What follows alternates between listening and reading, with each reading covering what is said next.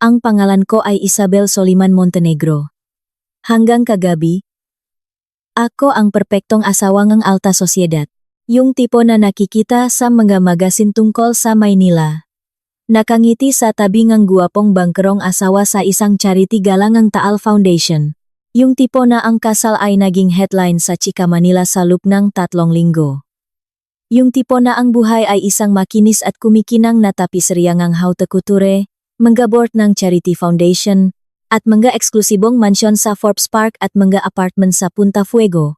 Ako ang pinakamamahal na anak ni Vivian Soliman, ang bakal na Reyna Ayala Avenue, na nagpakasal sa tagapakmana ang isang luma at mayamang dinastya ang mabangkero, ang mga Montenegro.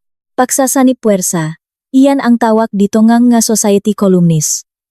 Isang fairy tale, pagtatama nga aking ina. At ang kanyang boses ay hindi tumatanggap ngang pagtutol.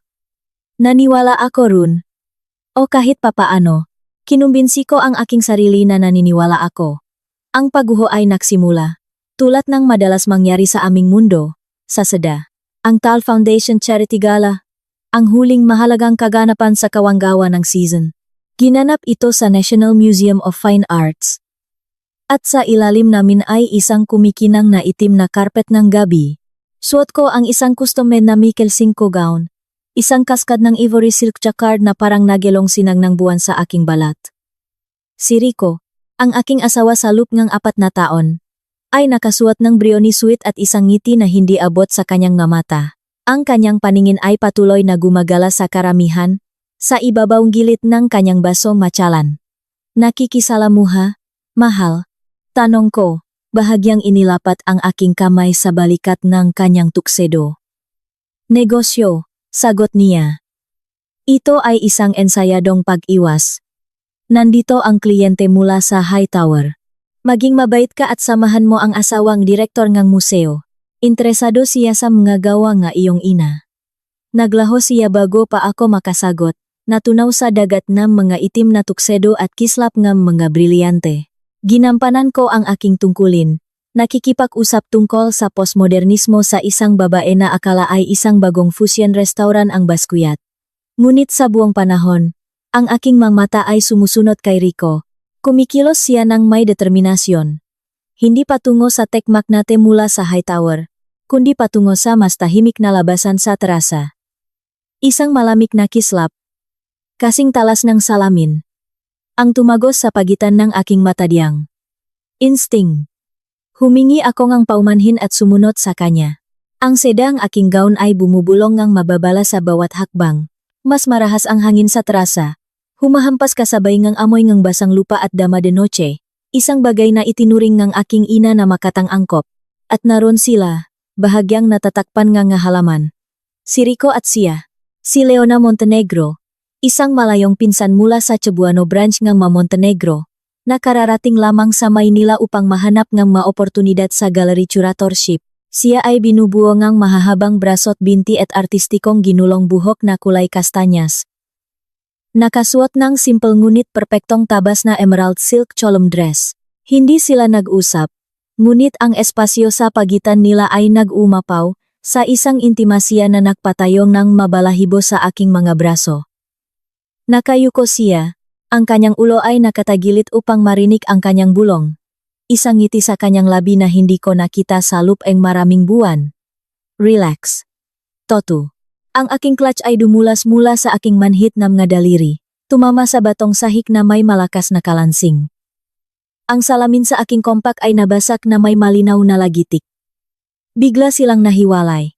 Lumingo ng gulo ni Rico sa akin. Ang magaan na ngiti ay nawala. Pinalitan ng isang maskara ng magalang na pagkainis. Isabel, nahulog mo ang iyong magagamit. Ang mga mata ni Leona maputla. Nakakabahalang berde ay tumama sa akin. Walang pagkakasala sama ito. Isang malamig lamang na pagsusuri, na parabang ako ay isang kasangkapan na biglang gumawa ng ingay. En klumsy ko naman, narinig kong sabi na aking poses. An aking sosyalida na poses, kasing kinis na ibinuhos na cream. Yumuko ako upang pulutin ang mga nakakalat na gamit lipstick, telepono, ang basag na compact. Nang tumayo ako, ang malawa na palda ng aking gown, na tinangay ang biglaang bukso ang hangin, ay sumayat sa laylayan ang damit ni Leona. Isang bulong ivory laban sa emerald. Wala. Literal na wala. Ngunit si Leona ay umatras ng isang maliit at matalas na hakbang, na parabang ang aking pagdampi ay nakakapasong asido. Sinundan ng mamata ni Rico ang kilos. Kumuyom ang kanyang panga. Iwan ko na kayo, bulong ni Leona. Ang kanyang boses ay parang usok. Dumaan siya sa tabi ko. Ang multong kanyang pabango, tubereo si kriminal madilim at makamundo ay nanatili sa hangin. Ang biyahe pawi sa aming penthouse sa The Seasons Residences sa BGC ay isang libingan na may gulong. Minaneho ni Rico ang kanyang Aston Martin sa isang galit na katahimikan. Ang kanyang mabuko ay namumuti sa manibela. Ang tensyon ay isang pisikal na bagay. Itinutulak laban sa mga leather na upuan. Nagpapalabo sa mga bintana. Mukhang seryoso, sa wakas ay sabi ko. Ang aking boses ay mahina sa marangyang dilim. Ang usapan ninyo ni Leona. Huwag kang magsimula, Isabel. Magsimulang ano? Wala akong sinabi. Hindi mo kailangan. Yung maliit na palabas mo sa terasa ang dramatikong pagkahulog, ang pagdampi, niluwa niya ang huling salita, ipinahiya mo ako. Ipinahiya mo ako sa harap ng kalahati ang Maynila. Tiningnan ko siya. Ang kawalang paniwala ay natutunaw na yelo sa aking mga ugat. Ako? Ipinahiya kita? Nahulog ko ang aking clutch. Tinangay ng hangin ang aking damit. Naririnig mo ba ang iyong sarili? Naririnig ko ang isang maliit, selosang asawa na pinili mong maging ngayong gabi. Huminto ang sasakyan na may hiyaw ngang gulong sa aming pribadong underground garage. Bumaba siya. Isinara ang pinto. At hindi ako hinintay. Bumuhos ang bagyo habang umaakyat ang elevator sa aming 3 palapag na apartment. Kumulok sa ibabaw ng Maynila. At ang mga unang malalaking patak ng ulan ay nakpalamlam sa mga panoramik na bintana ng aming sala, na ginagawang umiyak na magalaksi ang mailawng lungsod. Naksalin si Rico ng 3 daliri ng whiskey, neat, at humarap sa akin. Ang magalang na maskara ay nawala. Nasirang alak at galit na. Ngayon ko lang napagtanto, ay matagal nang nag-alap. Ano ang punto mo, Isabel? Tanong niya. Ang kanyang tono ay pang-usapan ngunit nakamamatay. Para markahan ang iyong teritoryo? Ipakita sa kaawa-awang pinsan na si Leona kung saan siya lulugar? Pamilya siya. Pinagdaanan niya ang isang mahirap na panahon. Ang huling bagay na kailangan ko ay ang iyong masasamang panunukso. Ang kawalang katarungan nito ay nagpatahimik sa akin. Wala akong sinabi sa kanya. Rico, halos hindi ko siya tiningnan. Ikaw ang nawalang ng 20 minuto para aliwin ang pinsan mo. Tinahak niya ang silit sa 2 mahabang hakbang. Ang amoy ng mamahaling whiskey at ng kanyang kolong, Crit Aventus. Isang amoy na dati kong minahal. Ay pumuno sa aking espasyo. Ang iyong pag-ugali, sabi niya ng mahina, ay isang patuloy na pinakmumulan ng kahihiyan. Ang matamis. Marupok na prinsesa Ngamga Soliman. Sa tingin mo ba hindi ko alam kung ano ang sinasabi mo at ne iyong nanay na parang yelo tungkol sa akin, tungkol sa pamilya ko, na hindi kami sapat na moderno, hindi sapat na matalino para sa inyong New Money ang Maynila. Ito ay isang lumang paksa, naulit sa daan-daang mas tahimik na pag-away. Ang mga Montenegro, kasama ang kanilang humihinang prestihiyo sa pagbabangko sa Cebu. Ang mga Soliman, kasama ang kanilang walang humpay. Sunkis na imperyo na binuo mula sa wala. Ang aming kasal ay dapat sanang magtulay sa akwat na iyon. Kamakailan. Tila pinalawak lamang ito. Hindi ito tungkol sa ating mga pamilya. Rico, ito ay tungkol sa iyo. At sa isang babae sa isang madilim na terasa. Ang sampal. Ang una, pinalipad nito ang aking ulo sa gilid. Isang pagsabong ngang sakit sa aking pisngi. Nalalasaan ko ang dugo. Umatras ako. Ang kamay ko ay dumapo sa aking muka. Ang mundo ay tumahilid sa aksis nito. Hindi kailanman. Hindi kailanman ganito. May mga masasakit na salita, isang beses na mahigpit na pagkakahawak sa braso, ngunit hindi kailanman ito. Hinding-hindi mo siya pagsasalitaan ng ganyan. Sibat niya. Rico. Ang salita ay isang hikbi. Sampal. Sa kabilang pisngi. Umugong ang aking tainga. Ipinahiya mo ako. Sampal. Sa tingin mo ba ang apelyido mo ay ginagawa kang untouchable? Sampal. Isa ka lang spoiled na brat sa isang magandang damit. Sampal. Sampal. Sampal. Ang mga sampal ay dumating sa isang walang tigil, metodikong ritmo, isang groteskong kontrapunto sa rumaragasang ulan. Hindi siya nasasapian. Siya ay isang taong naglalapat ng parusa, bawat sampal ay kalkulado. May layunin. Itinutulak ako paatras sa malamig na marmol na sahig patungo sa malalawak na salaming pinto na patungo sa aming wraparound terrace. Ang aking paningin ay lumabo sa mga luha at pagkabigla. Ang magandang sedang aking gown ay nabahiran ng whiskey mula sa kanyang baso, na may maliit na pata ng dugo mula sa aking bibig. Ang aking perpektong ayos ng buhok ay nakakawatak-watak. Ang mahibla ay dumidikit sa aking basang pisngi. Please, sabi ko. Ang salita ay nabago dahil sa namamagang laman. Ang ikawalong sampal ang pinakamalakas. Itinulak ako nito ng diretso sa hawakan ng sliding door. Isang matinding sakit ang dumaan sa aking mga tadyang. Binuksan niya ang pinto ng terasa. Ang dagundongang bagyo at isang agoseng malamig na ulan ang pumasok sa malinis at naka-aircon na hangin. Kailangan mong magpalamig. Ungol niya. Pag-isipan mo ang iyong pag-ugali. Kinalatkat niya ako sa malakas na ulan. Salop ang ilang segundo. Basang-basa na ako. Ang dating magandang gown ay isang mabigat at basang sapot. Itinulak niya ako sa isa sa mamabibigat na wrought iron na silya na nilayon para sa pagpapahinga sa ilalim ng araw. Ang metal nito ay nagyayelo sa aking balat. Rico, hindi, ang bagyo, papasukin mo ako. Mula sa isang storage box. Kinuha niya ang isang rolyo ng nyalon yating rope. Siya ay isang mandaragat. Alam niya ang nga buhol. Ijinapos niya ang aking mga pulso sa mga palamuting braso ng silya. Ang magaspang na hibla ay sumusunok sa aking balat. Pagkatapos ay ipinulupot niya ang mas maraming lubid sa aking katawan at sa likod ng silya. Hinihigpitan ito ng napakahigpit na nawalan ako ng hininga. Lumuhod siya. Itinali ang aking mga bukong-bukong sa mga paang silya. Ang kanyang mga kilos ay sanay. Ensayado.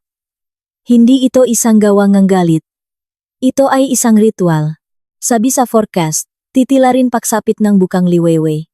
Sabi niya, ang kanyang boses ay halos kalmado na ngayon, ang galit ay naubos na. Umatras siya. Ang tubig-ulan ay dumadaloy sa kanyang mukha. Ang kanyang tuxedo shirt ay dumidikit sa kanyang dibdib. Mukha siyang dayuhan.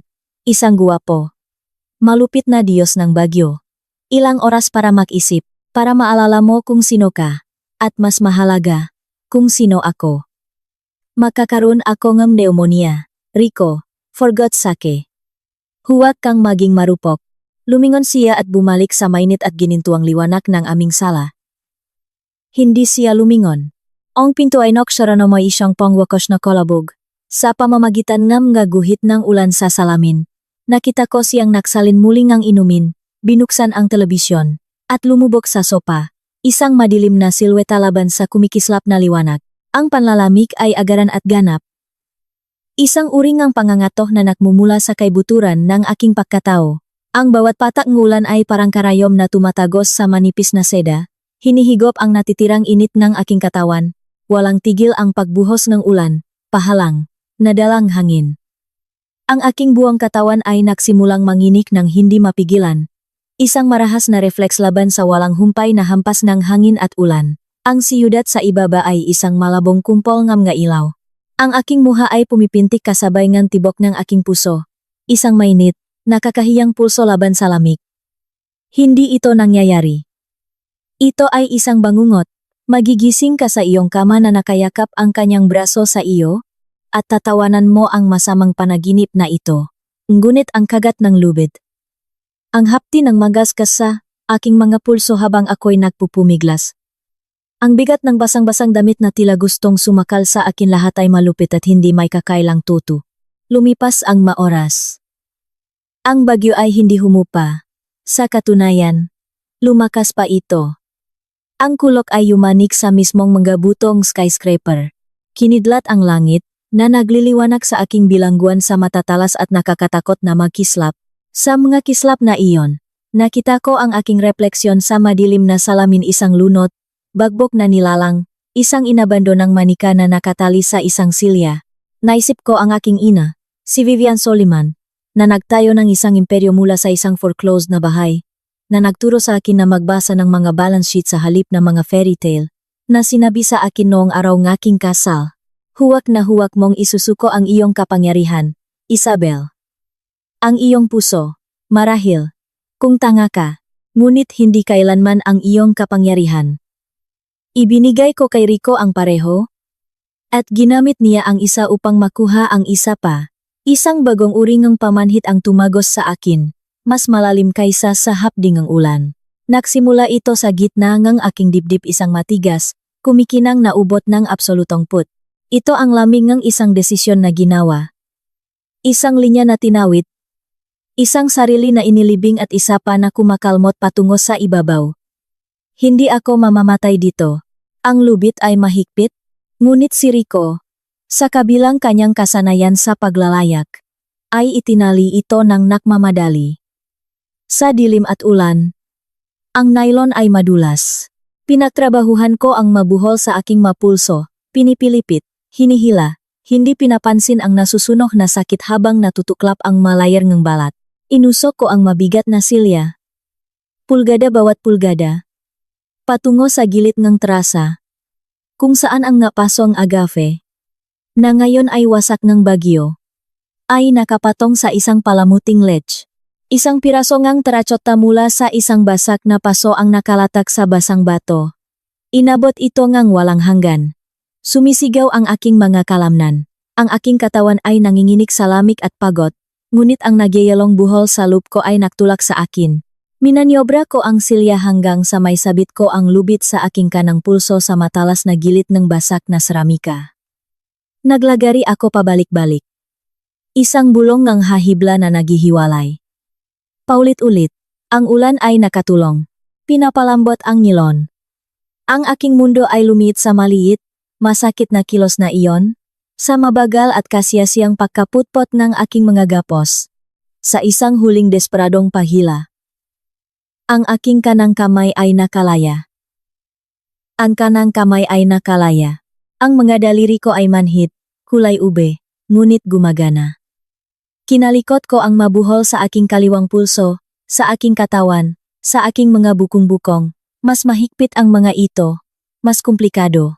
Ang aking punit, 26 kadaliri ay dumudulas sa basang nylon. Nakmura ako, isang garalgal na tunok na nawala sa hangin. Sa wakas, na may hikbing ginhawa, ang huling buhol ay bumigay. Bumaksak ako mula sa silya papunta sa magaspang at basang bato ang trasa. Humiga ako doon saglit. Humihingal. Ang ulan ay tumatama sa aking likod. Humahalo sa maalat na lasangang aking mga luha. Bumangon ako sa aking mga kamay at tuhod. Bawat bahagi ng katawan ko ay masakit. Ang aking mukha ay isang namamagang maskara. Ang aking magatadyang ay sumisigaw sa bawat pahinga. Ang aking mapulso ay napapalibutan ng galit, duguan ng mapulseras. Gumapang ako patungo sa pintong ng trasa. Nakakandado. Siyempre. Madilim na ngayon ang sala. Si Rico ay natulog na sa aming kama. Ang malamig na apoy sa aking dibdib ay nag-aalap. Hindi ako magdodoorbell. Hindi ako magmamakaawa na papasukin sa sarili kong bahay. Naalala ko ang service entrance sa gilid ng trasa na ginagamit ng mahardinero. Ito ay patungo sa service stairs. Ang kandado ay isang simpleng bolt. At ang susi, sa kabutsiyang gipalad, ay nasa ilaling isang gipekeng gibato sa malapit. Ang giobsesyong ni Hiko sa seguridad ay ingji kasama ang gi-access enyemia katulonggi. Ang hagdanan ay konkreto, malinis, at iluminado ngang makumikislap na fluorescent na ilaw. Amoy bleach at kawalan. Bawat hakbang ay nagdulot ng sakit sa akin. Bumaba ako ng 23 palapag. Isang multo sa isang nasirang wedding check ang isang gown. Nag-iwan ang bakas ang tubigulan at dugo sa mga kulay abong baitang. Walang tao sa lobby sa madaling araw na iyon. Ang night concierge. Si Miguel. ay nakaupo sa kanyang desk. Lumaki ang kanyang nga mata sa takot nang lumabas ako mula sa pinto ngang hagdanan. Ginang Montenegro, Diyos ko. Ano Miguel? Putol ko. Ang aking boses ay paos ngunit malinaw. Kailangan ko ang sasakyan. Agad, at discretion. Sa kanyang walang hanggang kredito. Hindi siya nagtanong. Tumango lang siya. Ang kanyang muha ay isang maskara ngang propesyonal na pag-aalala, at dinampot ang telepono. Si Kuya Jun ay nakaduti kasama ang limusin. Nasa side entrance siya sa loop ng 60 segundo. Tumayo siya mula sa kanyang desk. Inaalok ang isang kowet mula sa Lost and Found. Umiling ako. Ayokong mabalot. Gusto kong maramdaman ang hangin sa aking mga sugat. Gusto kong maalala. Si Kuya Jun, ang aming regular na driver, ay hindi man lang kumurap nang pumasok ako sa likod ng itim na Mercedes. Sa dati po, Ma'am? Tanong niya. Ang kanyang mga mata ay nakatutok sa daan. Hindi, Kuya Jun. Dalhin mo ako sa Soliman Gren. Sa penthouse. Isang bahagyang pahinto. Ang Soliman Gren ang flagship hotel ng aking ina. Ang kanyang personal na kuta. Hindi ako pumupunta doon nang walang kasama si Rico. Sige po, Ma'am. Ang lungsod ay dumaan. Nalinis at kumikinang sa ilalim ng humuhupang nga ulap ng bagyo. Ang bukang liwewe ay isang sinulit ng rosas at ginto sa abot tanaw. Pinanot ko ang aking refleksyon sa madilim na bintana. Ang isang mata ko ay halos sarado dahil sa pamamaga. Ang aking ibabang labi ay biyak at namamaga. Ang eleganteng mga tampok ng aking mukha ay nabago ngang karahasan. Mukha akong wasak, ngunit ang isang bagay sa aking dibdib, ang matigas at kumikinang na buhol, ay buo. Lumalaki.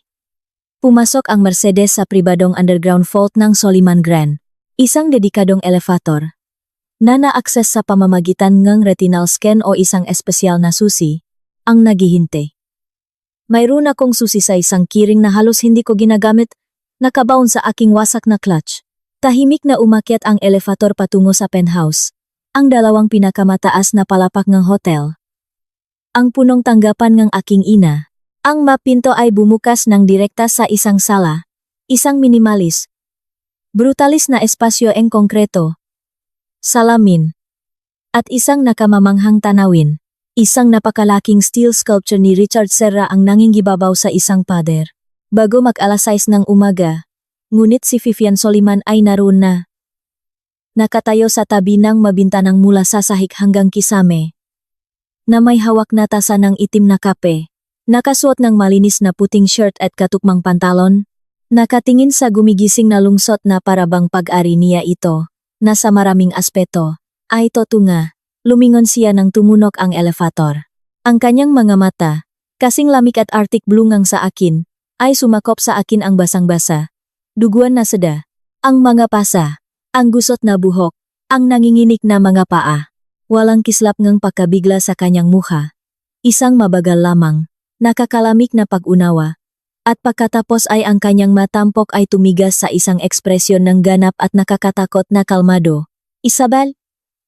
Sabi niya, ang kanyang boses ay parang tuyong yelo. Ang tunong aking pangalan? Na binikas sa tonong iyon walang awa. Nakumapaw sa inaasahang galit ay nakbukas ang isang bagay sa akin. Lumakas ang panginginig. Niyakap ko ang aking sarili. Siya. Sinimulan ko. Ngunit ang mga salita ay hindi lumabas. Ang takot ng gabi, ang pagkakanulo, ang lamig, ang dalisay at hayop na takot lahat ay bumaksak sa akin ng sabay-sabay.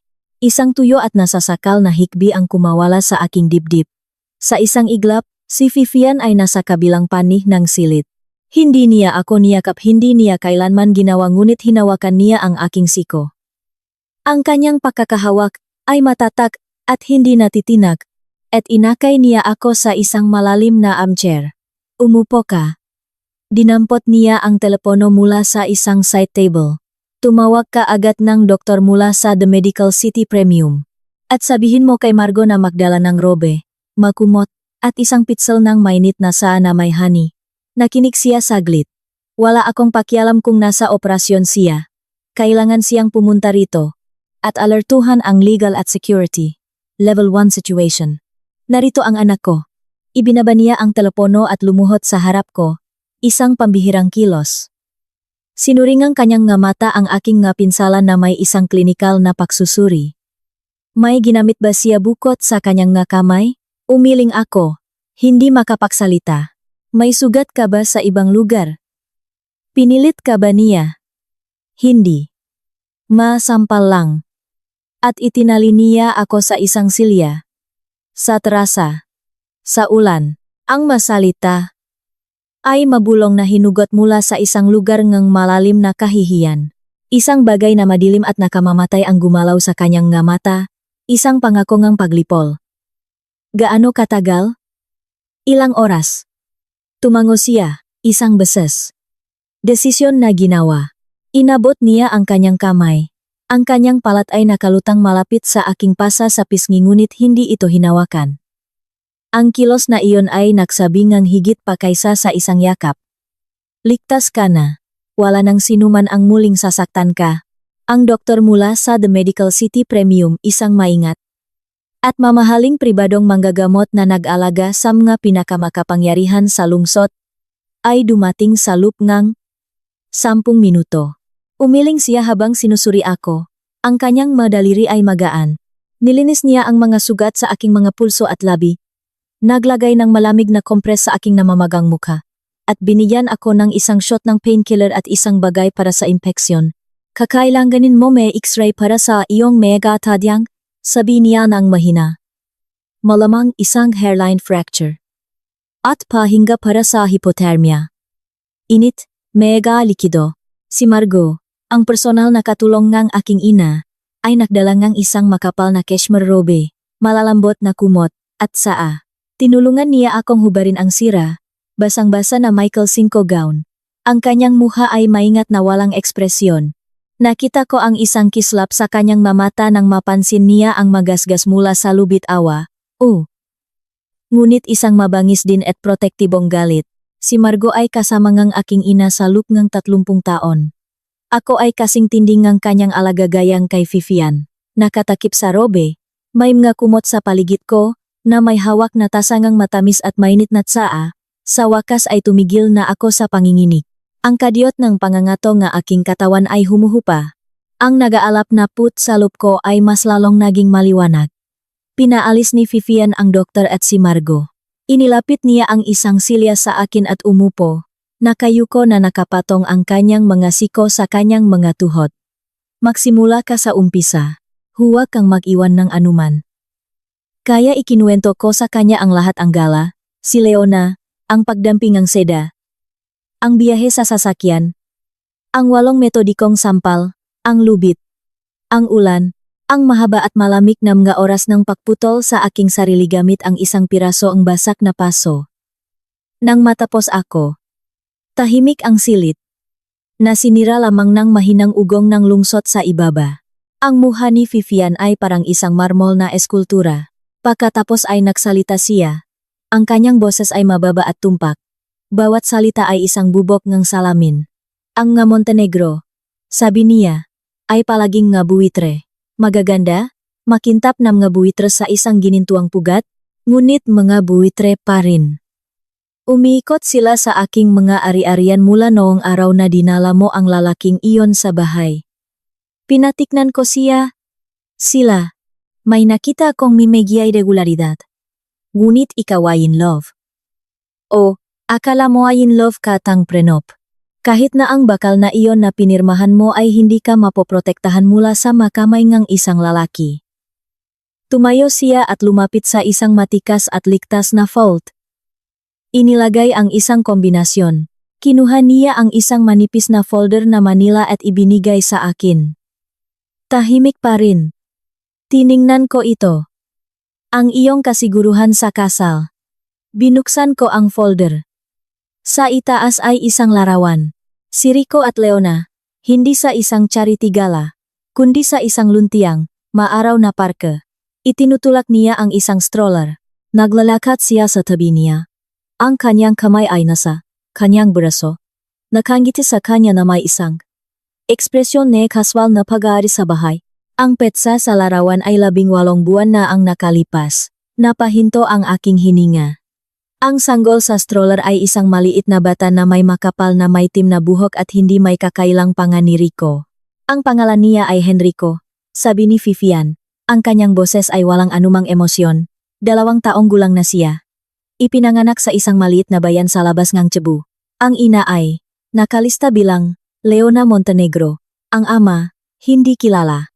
Ngunit isang pribadong pagsusuri sa DNA na nakuha ngang aking mga investigador mula sa opisina ngang pediatrisyan ng bata ay nagpapatunay ngang pagkaama.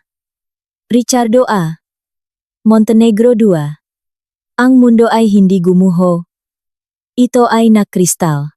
Bawat sandaling ngang distansya, bawat mahabang biyahe sa negosyo, bawat pag-iwas niya sa aking pahawak, bawat pagpuna sa aking pamilya, aking mga kaibigan, aking buhay lahat ay nabuo sa isang nakakagulat at malupit na kalinawan. Ang pagkakanulo ay hindi isang affair. Ito ay isang paralel na buhay. Mayroon pa. Patuloy ni Vivian. Pinalitan niya ang pahina. Mga dokumento sa pananalapi. Mga kasunduan sa pautang mula sa Mapondo na sinusuportahan ng Soliman para sa Montenegro Bank. Na may pirma ni Rico. Mga memo mula sa mga forensic accountant na nakmumungkahi ng creative accounting. Mga kakulangan sa liquidity na tinatakpan. Ang bangkong kanyang pamilya ay isang lumulubok na barko, Isabel. Ganyan na ito salok ngang maraming taon. Kailangan nila ngang isang iniksyon ng kapital ang aming kapital, ang iyong trust fund. Ang akses sa aking mga linyang kredito na ibinigay sa kanya ngang kasal sa iyo. Isa pang pahina. Mga record medical ang aking mga record medical. Mga tala mula sa aking OBGYN mula sa 1 taon pagkatapos ngang aming kasal. Noong nag-aalala ako na hindi ako mabuntis.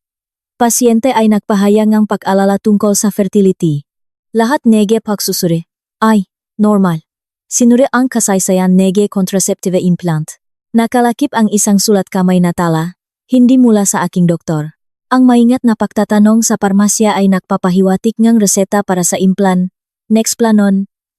Hindi napunan.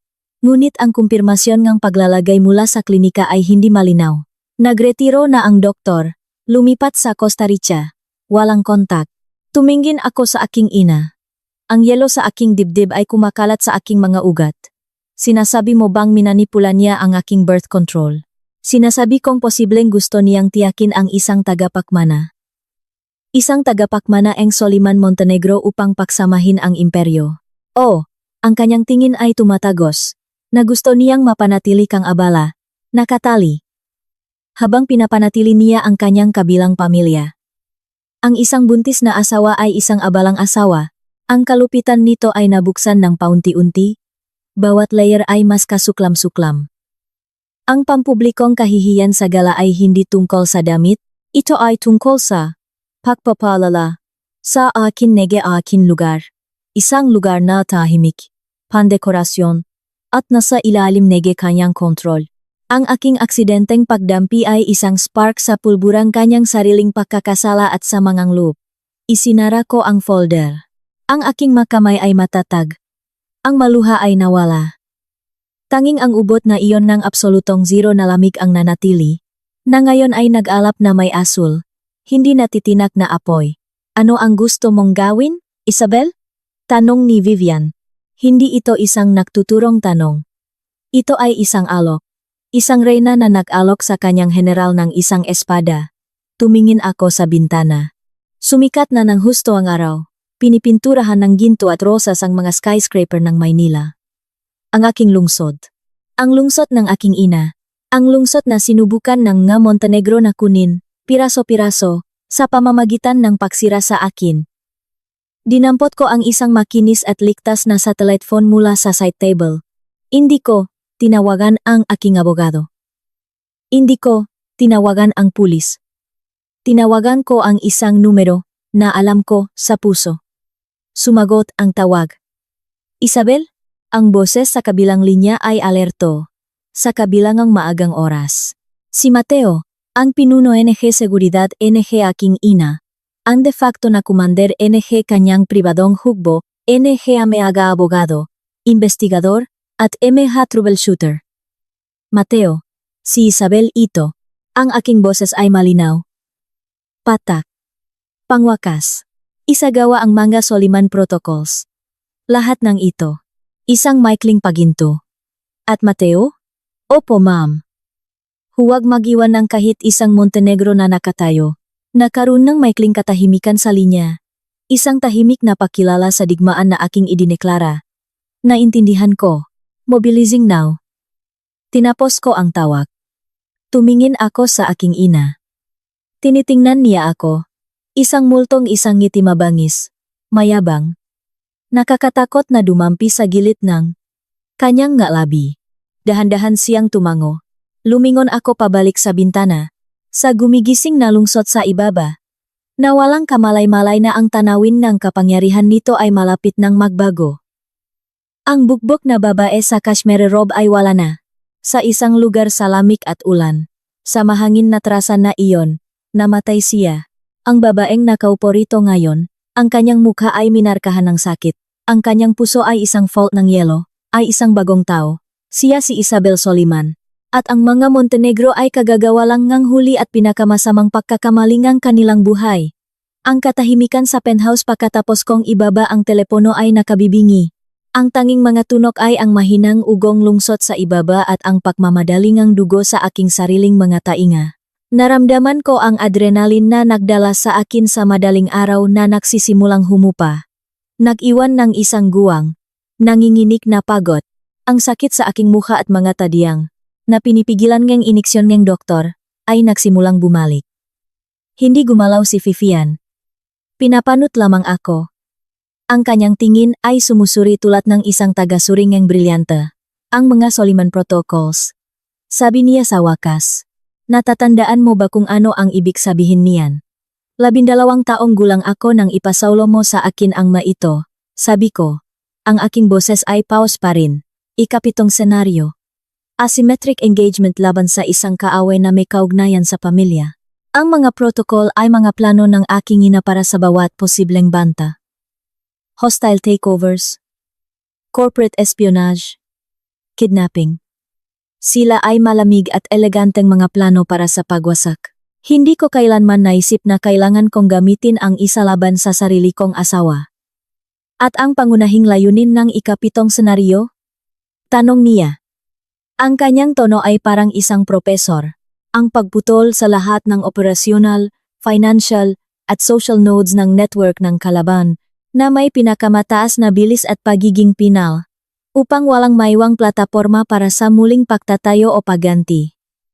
Binikas ko ang masalita ng kabisado, malinis at tumpak. Ang pagsasabi sa kanila ay nakparamdam sa sitwasyon na parehong mas totoo at mas surreal. Magaling. Tumayo siya. Ang kanyang makilos ay matipid. Malinaw ang layunin. Ang target ay, ang network Montenegro ang kanilang bangko, kanilang mga pamumuhunan, kanilang reputasyon, kanilang mga alyansa. Ang anak ang operational at emotional core. Siya ang pangunahing node. Kapag siya ay bumagsak, magiging unstable ang iba. Ngunit, Isabel, huminto siya, humarap ng buo sa akin. Dapat mong maunawaan kung ano ang iyong pinapayagan. Hindi ito isang annulment. Ito ay isang scorched earth campaign. Magkakaroon ng collateral damage. May mga taong masasaktan. Mga taong maring minsan mong pinahalagahan. Naisip ko ang mga magulang ni Rico, sina Arturo at Constancia Montenegro. Matihas, formal, ngunit palaging magalang sa akin. Naisip ko ang kanyang kapatid na si Elisa. Isang tahimik na babae na mahilig sa botanical illustrations at palaging mabait. Nakita ko ang kanilang mamuha. Pagkatapos, ay nakita ko ang muha ni Rico sa isang kislap ngang kitlat, malamig at malupit, habang tinali niya ang huling buhol. Nakita ko ang klarawan niya na nagtutulak nege sa troller, ang buhay na binuo niya sa mga anino habang kasama ko siya sa kama.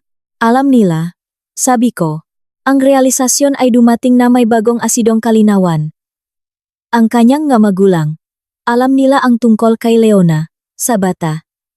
Dapat alam nila, pinoprotektahan nila siya. Hinayaan siyang pakasalan ako para pondohan ang kanilang bumabagsak na imperyo. Hindi sila collateral damage, inay. Sila ay magkasapwat. Ang ngiti ni Vivian ay manipis at nasisiyahan. Ngayon ay nag-isip ka na parang isang Soliman. Ang sentimiento ay isang luho para sa makaligtas. Nasa dikman tayo. At sa dikman, tinatarget mo ang command at control. Lumapit siya sa isang nakatagong panel sa konkretong pader. Pinindot ang isang sequence. At ito ay bumukas upang ipakita ang isang malaking interactive na screen. Sa ilang pagpindot, ipinakita niya ang isang makinis, minimalist na interface. Ang unang yugto ay gumagana na. Sa sandaling tinawagan mo si Mateo, ang mautos ay lumabas. Panoorin mo. Isang mapa nga mundo ang lumitaw sa screen, puno nga kumikinang na node. New York, London, Zurich, Singapore, Manila. Nagsimulang magpulse ang nga linya sa pagitan nila.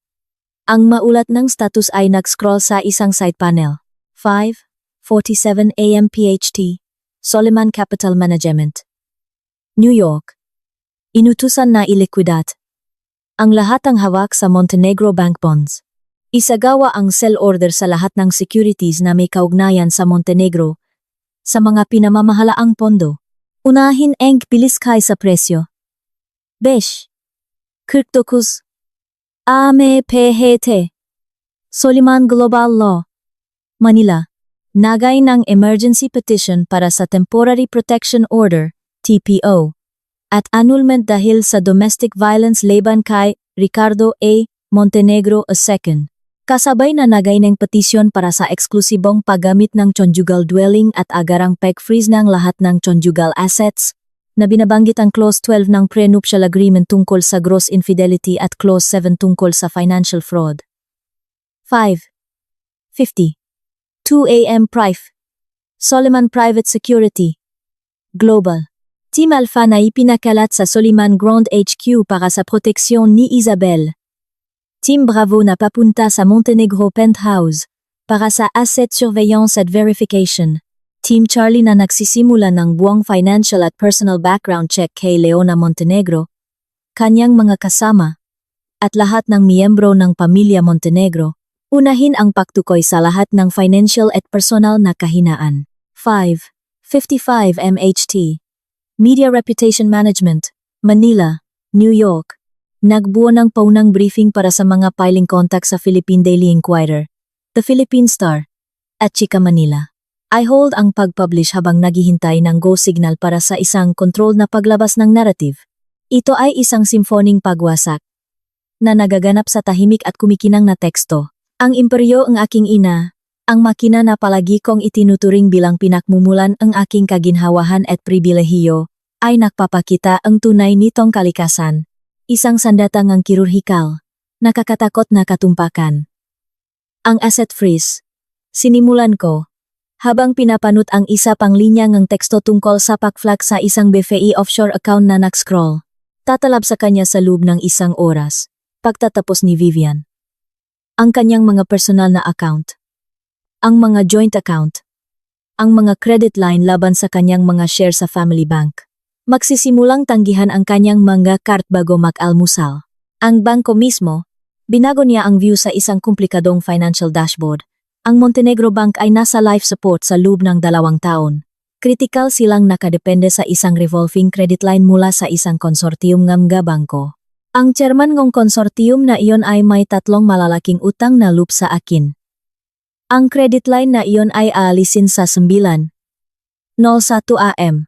Isang segundo pagkatapos magbukas ang merkado.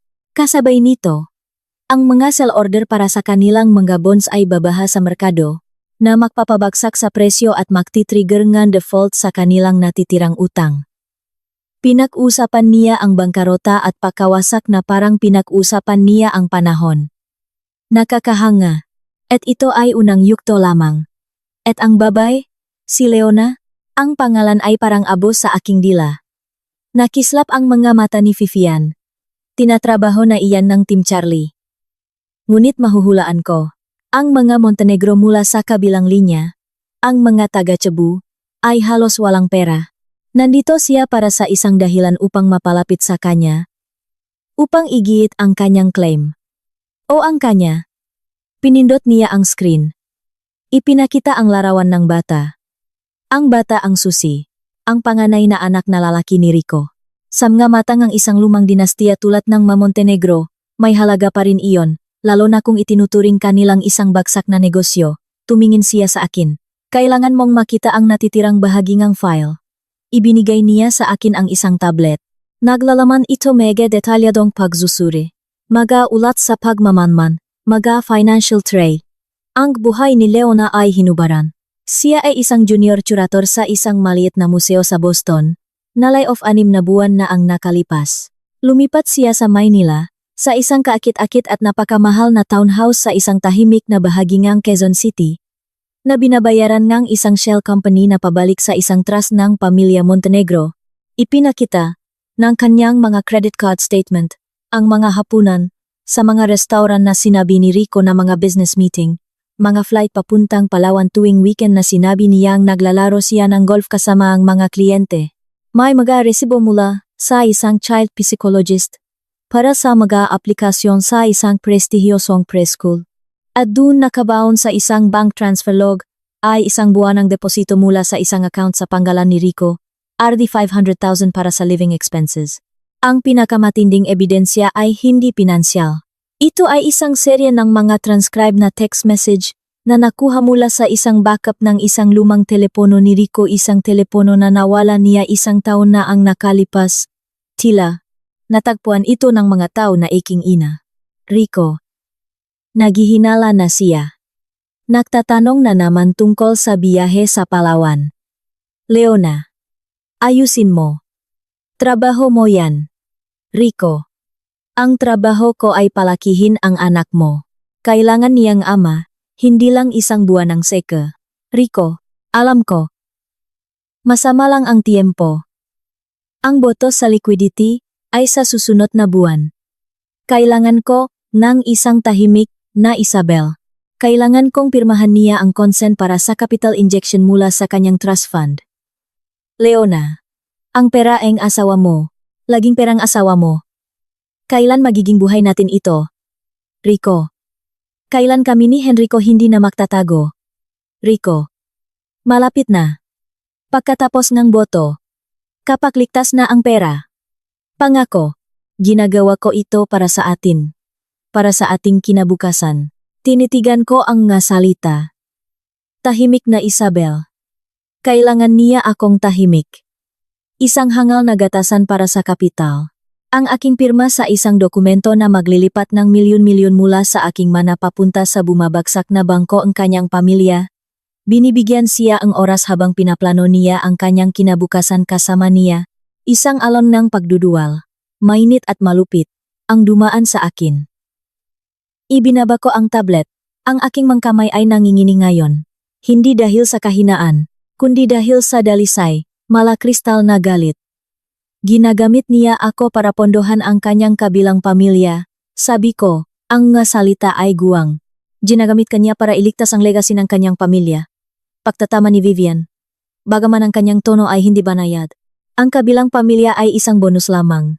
Isang mas masunuring tagapakmana sa legacy na iyon. Marahil mula sa isang mas angkop na sangayngang family tree sa kanyang mga mata.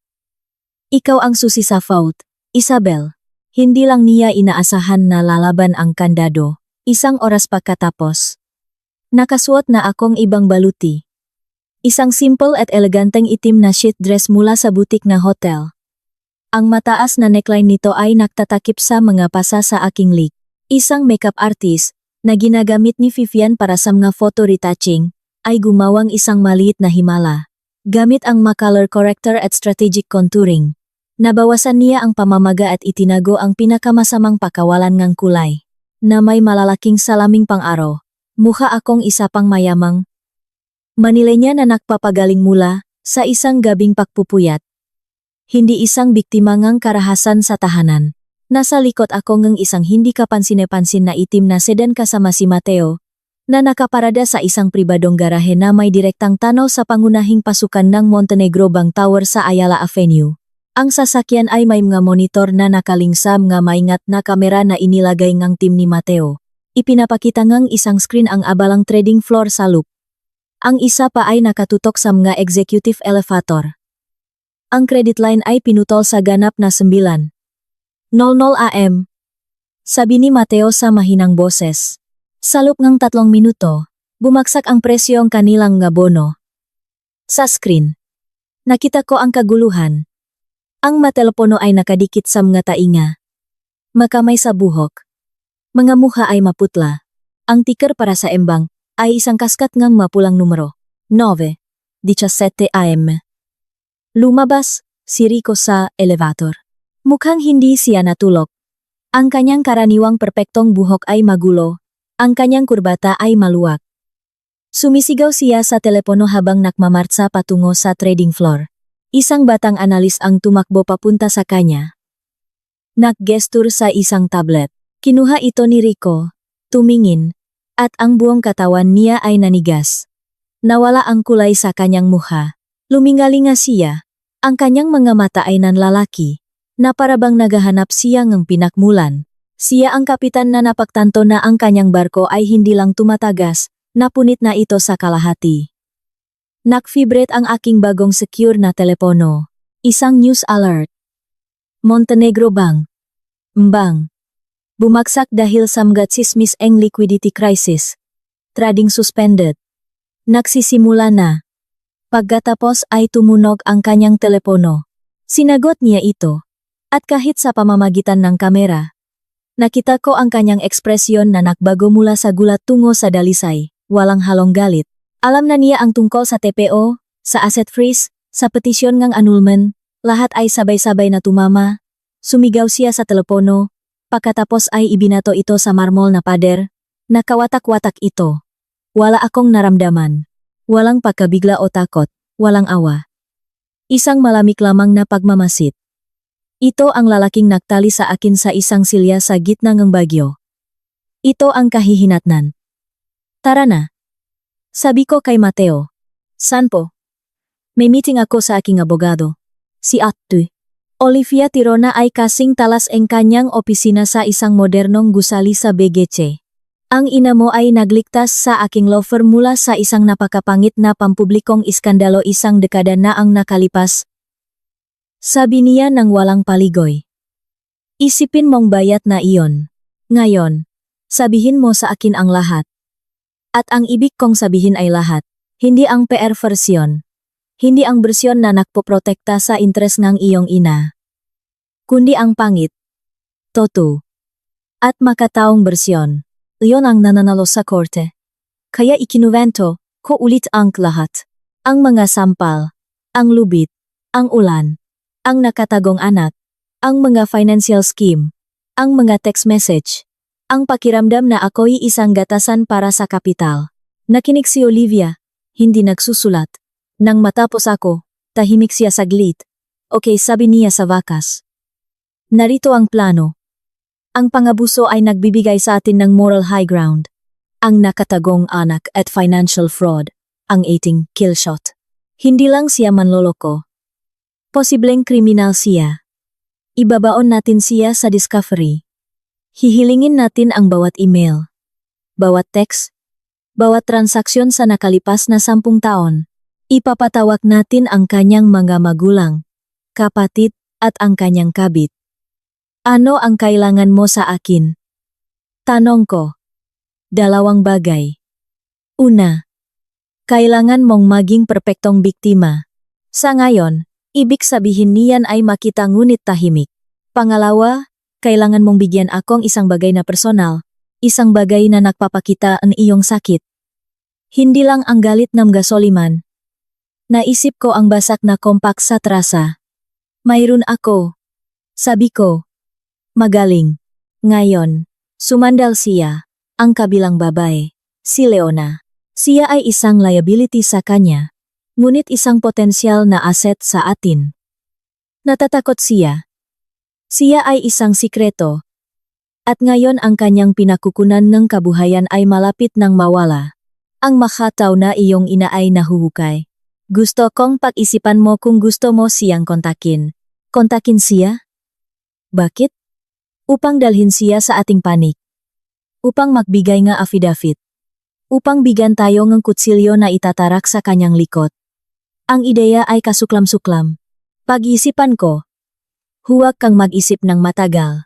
Sa isang digmaan, gusto mong lumapit sa iyo ang mga nagtataksil bago nila mapagtanto na natatalo na ang kanilang panik. Paglabas ko ng kanyang opisina, nagfibrate ang aking telepono. Isang text mula sa isang unknown number. Hayop ka. Patay ka sa akin. Sa tingin mo magagawa mo ito sa akin? Sa pamilya ko. Hahabulin kita. Kukunin ko lahat. Si Rico. Ipinakita ko ito kay Mateo. Idadagdag natin ito sa file. Ito ay isang paglabag sa TPO. Lalo lang niyang ibinabaon ang sarili niya. Tiningnan ko ang mensahe. Ang galit na mga salita. Ito ang totoong Rico. Nag-reply ako ang isang pangungusap. Ang aking daliri ay kalmado at malamig. Kinuha mo na ang lahat. Ngayon, binabawi ko ito. Binlock ko ang numero. Sa sasakyan, binigyan ako ni Mateo ang isa pang tablet. Pinapabigay ito ang iyong ina. Nagsisimula na ang ikalawang yugto. Ito ay isang social calendar. Punong nga luncheon. Mapulong ngang charity board, mahapunan. Ang pangalan ko ay nakasulat sa tabingang sa kanya. Ang dikmaan ay hindi lamang sama korte o sa stock market.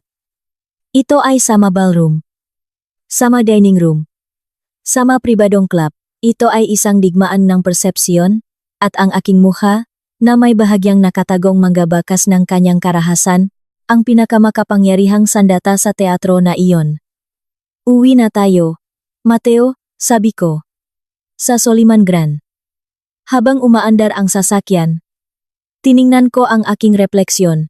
Itinago ngang salamin ang aking mga mata. Itinago ngang makeup ang mga pasa. Itinago ngang damit ang mga gasgas.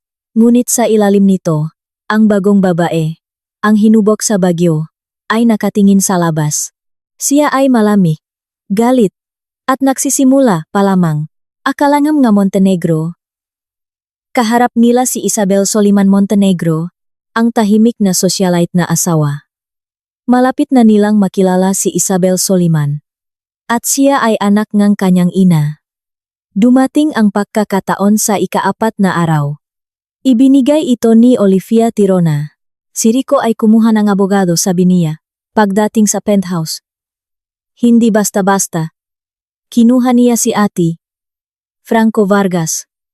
Kilala ko ang panggalan. Si Vargas ang attack dog, enemy niya abogado. Ang taong tinatawagan mo kapag nabangga mo ng Ferrari ang isang bus ng mga madre at kailangan mong lumabas na hindi lang malinis, kundi may pangalan pang kalye na ipapangalan sa iyo. Ang unang gagawin ni Vargas ay sirain ang aking kredibilidad. Kailangan natin ng isang bagay na hindi may kakaila. Isang bagay na mula sa kanyang mundo, sabi ni Olivia. Mayroon bang naiwan sa dati ninyong bahay? Isang laptop? Isang pangalawang telepono? Naisip ko ang penthouse. Ang sanay na ugali ni Rico at ang kanyang pagiging arogante. Ang kanyang tablet. Ang ginagamit niya sa trabaho. Maaring naiwan niya ito sa sasakyan noong gabing iyon. Ang sasakyan ay conjugal property. Sa ilalim ng TPO, mayroon akong karapatang gamitin ito. Ang plano ay simple at mapanganib. Kailangan kong bumalik. Sa kabilangang pagtutong ng aking ina, nagpunta ako ron kasama si Mateo. Ang penthouse ay isang museo ngang nga kasinungalingan. Pumunta muna ako sa itaas, sa aming penthouse. Habang naglalakad, tumigil ako sa trasa. Ang silya ay wala na, ngunit naramdaman ko pa rin ang multong ang lubid sa aking mapulso. Pagkatapos, pumasok ako sa kanyang walk-in closet, nakabaon sa ilalim ng mamedyas. Natagpuan ko ang isang maliit na digital safe. Hindi ko alam ang kode, ngunit sinubukan ko ang isang bagay na mapagmataas, isang bagay na para sa kanya lang. Ang aking karawan. Nagklik ito at bumukas. Sa loob, hindi pera. Isang pasaporte, hindi Pilipino, kundi mula sa isang bansang Caribbean. Ang pangalan, Ricardo Atler. Isang alias. Sa ilalim nito, burner phone at mga dokumento, mga titulo nga ari-arian sa Bahamas at Switzerland, mga bank statement mula sa Cayman Islands. Milyon-milyon. Pera na dapat ay nasa Montenegro Bank. Pera na dapat ay bahagi ngang aming conjugal property. Pera ko. At sa ilalim, isang sobre.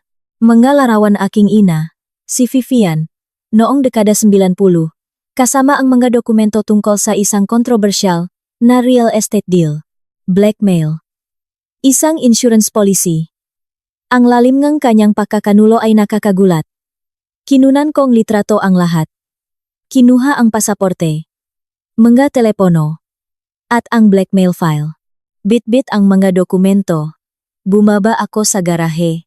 Sa loob ng Aston Martin, binuksan ko ang isang lihim na compartment sa ilalim ng center console. Isang taguang siya mismo ang nagpakita sa akin noong panahong nagtitiwala pa siya sa akin. Naroon ang huling kailangan ko, ang kanyang tablet.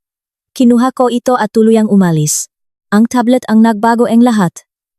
Si Leo, ang tech genius ni Vivian, ay nag-crack sa encryption. Ang password? Pagbagsak ang Montenegro Bank. Ang pagmamatas ay nakakagulat. Sa loop, daan-daang larawan. Si Rico, si Leona, at si Henrico, isang masayang pamilya sa Maanino. Isang testamento na nag-iwan ng halos lahat kay Leona at aking anak, Henrico. At pagkatapos, ang pinakamasama, isang PDF mula sa isang eksklusibong pribadong klinika sa Mount Elizabeth, Singapore. Isang consent form para sa isang minor surgical procedure sa isang Jane Doe, mikitan mekadetalye nga pasyente ay sa aking. Ang gipirma ni Hiko ay narong, ang ulat, pag alis ang isang subdermal contraceptive implant, ang aking next planon, at pagpasok ang isang placebo device.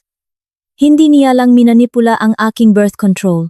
Inoprahan niya ako ng walang pahintulot, habang malamang ay pinatulok ako sa isang pagtatangka na buntisin ako para masecure ang yaman eng Soliman sa pamamagitan eng kanyang sariling dugo. Ang pangingilabot ay ganap. Hindi lang ito ground para sa annulment, sabi ni Olivia. Ang kanyang mukha ay isang maskarangang galit na tagumpay.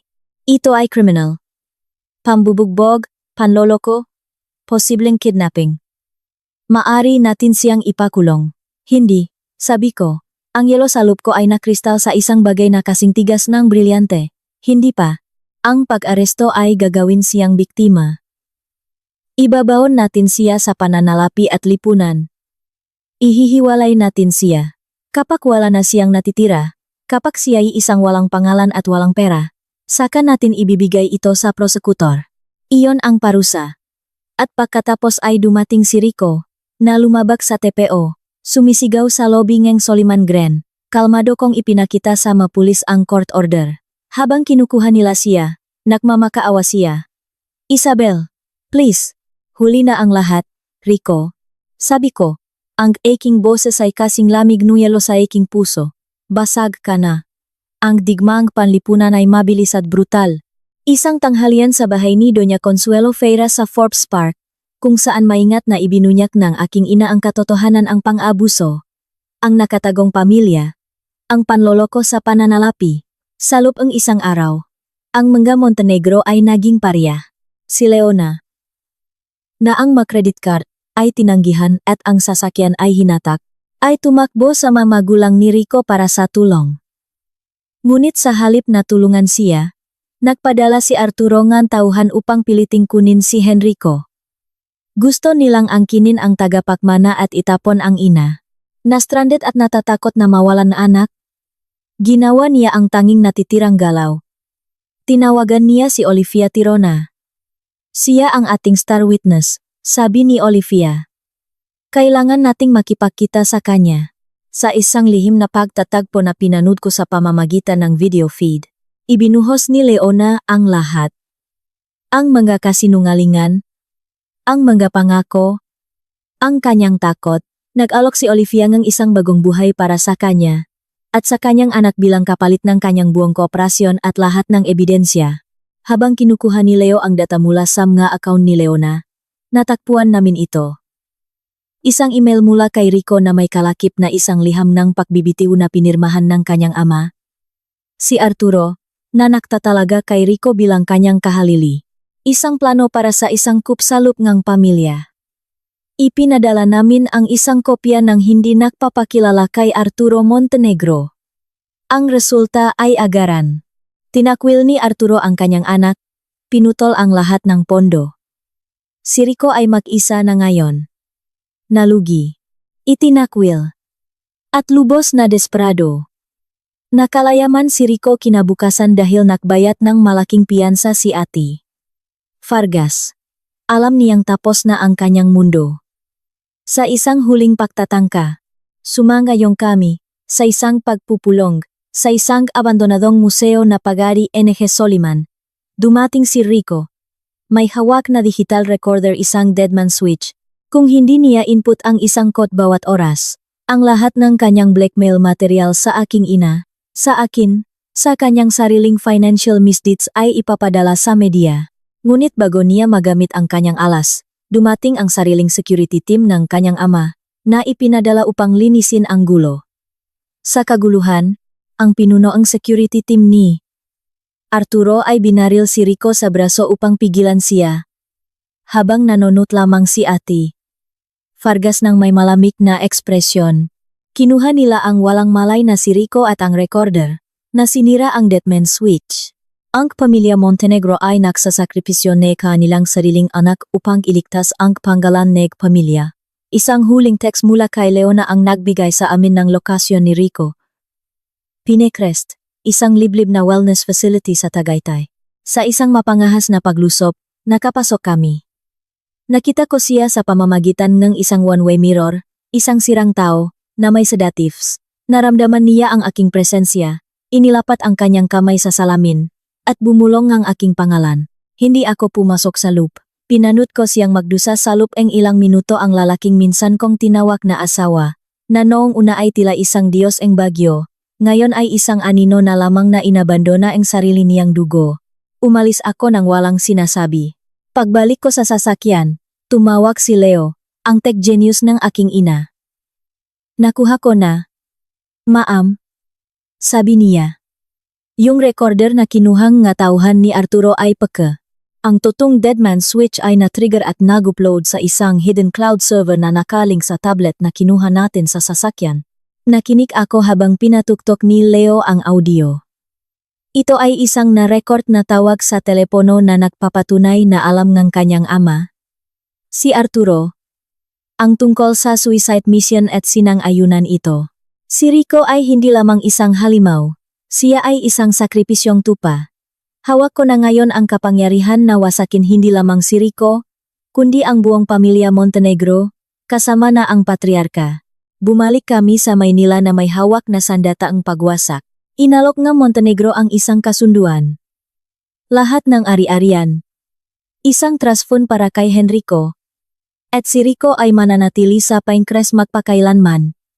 Kapalit ng aming katahimikan. Ito ay isang pagpipilian sa pagitan ng isang malinis na tagumpay at isang magulong digmaan ng pagwasak sa lahat. Tumingin ako sa tablet. Sa video niya na naglalaro kasama ang kanyang anak. Sa malamig na kalkulasyon ng kanyang ama. Ang galit sa aking puso ay nakikipaglaban sa isang nakakapagod na pagod. Hindi ko gusto ang kanilang kapayapaan. Gusto ko ang katarungan. Binabago natin ang kasunduan. Sabi ko. Tatanggapin natin. Ngunit itatago natin ang nga ebidensyang ito. Ang aming sariling deadman switch. Kung sinuman sa kanila ang lalabag sa kapayapaan, ilalabas natin ang lahat. At si Arturo ay magbibigay ng $200 million sa isang bagong foundation para sa mga biktima ng domestic violence at financial fraud sa panggalan ng kanyang anak. Ito ay isang tabak ni Damocles na nakasabit sa ibabaw ang pangalan ng Montenegro magpakailanman. Walang pagpipilian si Arturo kundi sumang-ayon. Ang pagpirma ay isang seremonya ng pagkatalo. Umalis si Arturo Montenegro na isang sirang tao. Umulan pa rin nang bumalik ako sa penthouse. Lumabas ako sa terasa, sa lugar kung saan nagsimula ang lahat. Sumunod ang aking ina, may dalang 2 baso ng whiskey. Ano ngayon? Tanong niya. Ngayon. Mamumuhay ako, sabi ko. Ang aking buhay. Pinangasiwaan ko ang foundation na nilikha ang pera ang dugo ang Montenegro. Kinuha ko ang aking nararapat na lugar sa board ang Soliman Global. Ang babaeng itinali sa ulan ay wala na. Ang bagyo ay lumipas. Itinaas ko ang aking baso sa kumikinang na mga ilawng lungsod, isang tahimik na pagpupugay sa mga pagtatapos. At sa kung ano ang susunod.